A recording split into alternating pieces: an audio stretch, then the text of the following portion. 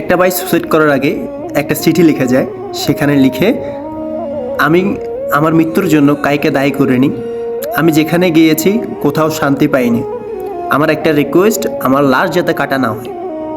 আমি আপনাদেরকে বারবার বলি যে ভাইটা এখন আর পৃথিবীতে নেই, ঠিক আছে? তো আমি আপনাদেরকে বারবার বলি যে আপনারা মন যেখানে শান্তি পান সেখানেই থাকুন। মানুষের শান্তি হচ্ছে সবচাইতে বড় বিষয়। অনেকে না টাকার ভিতরে শান্তি পাচ্ছে, না ভালো থাকার ভিতরে শান্তি পাচ্ছে, না ফ্যামিলির সাথে থেকে শান্তি পাচ্ছে।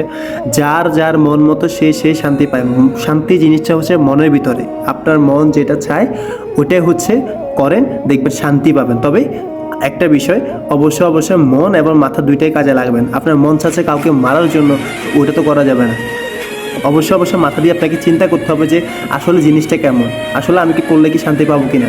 অনেক সময় মনেও কিন্তু আপনার ভুলভাল জিনিসপত্র নিয়ে আসে, যেগুলা করেও শান্তি পাবেন না। হয়তোবা আপনি মনে করেন যে আমি শান্তি পাবো, না, কখনোই এটা শান্তি বয়ে আনবে না। তো অবশ্যই মন এবং কি মাথা দুইটাই কাজে লাগাতে হবে।